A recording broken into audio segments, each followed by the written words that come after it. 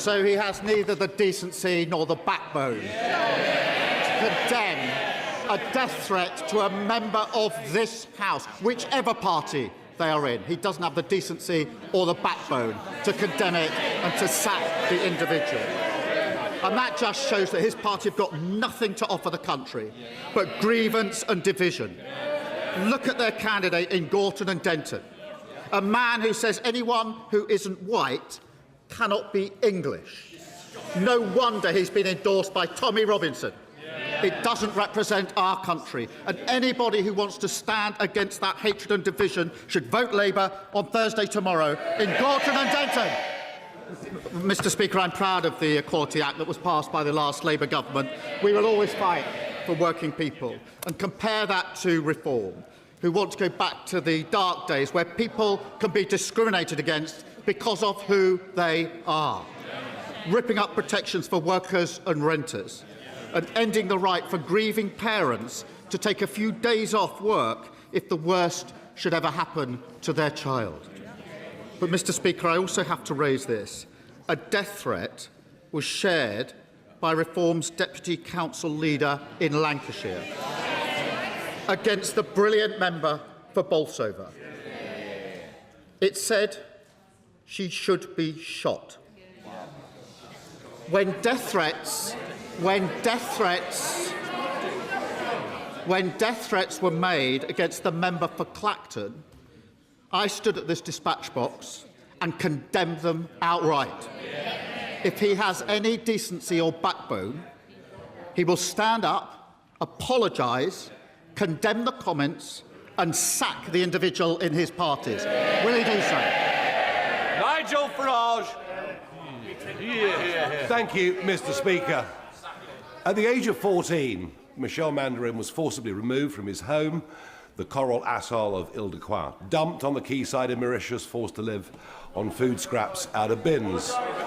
He has resettled those islands and yet now faces a removal order from yet another Labour government.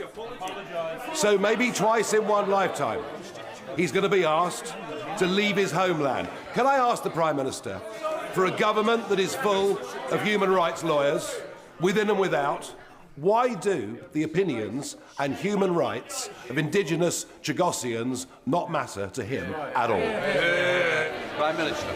So he has neither the decency nor the backbone to condemn a death threat to a member of this House, whichever party they are in. He doesn't have the decency or the backbone to condemn it and to sack the individual. And that just shows that his party have got nothing to offer the country but grievance and division. Look at their candidate in Gorton and Denton, a man who says anyone who isn't white cannot be English. No wonder he's been endorsed by Tommy Robinson. It doesn't represent our country, and anybody who wants to stand against that hatred and division should vote Labour on Thursday tomorrow in Gorton and Denton.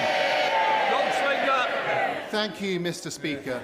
Can the Prime Minister update the House on how the government is tackling the misuse of illegal drugs?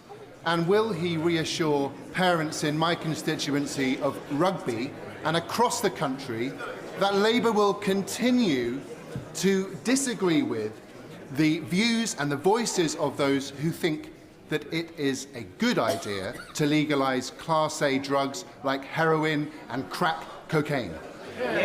Prime Minister. Can I thank him for raising that? We are working relentlessly to tackle the supply of illegal drugs and expanding police powers to test more suspects upon arrest.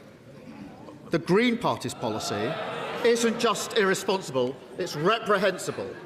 Legalising, Mr. Speaker, cocaine, heroin, ketamine and the date rape drug GHB, a drug which we know is used to spike drinks for women. Now, whilst we're making that an offence, the Green Party's proposals would shatter lives, increase antisocial behaviour and see drugs use running rife. And I have to say, as the father of a 17-and-a-half-year-old son, the idea that the argument is being made by the Greens that when he turns 18 in just a few months, it would be lawful to provide him with heroin and crack cocaine is absolutely disgusting. Thank you, Mr. Speaker.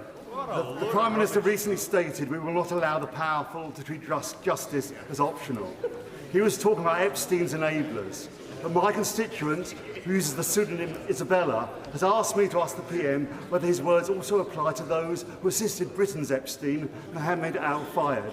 A monster who, with others, abused her and hundreds of other women and girls in a human trafficking scandal that the Met, unlike the French authorities, are still refusing to treat as such. So will the Prime Minister ensure sufficient resources are committed to fully investigating this multi-perpetrator, multi-jurisdictional, multi-decade trafficking outrage and meet with Isabella and her fellow victims to understand the terrible scale of this shocking crime? Well, can I Prime thank Minister you for raising this really important case on behalf of really important victims, and I'm sure the thoughts of the whole House are with those victims. Every report of sexual offence should be treated seriously, every victim should be treated with dignity, and every investigation should be conducted professionally.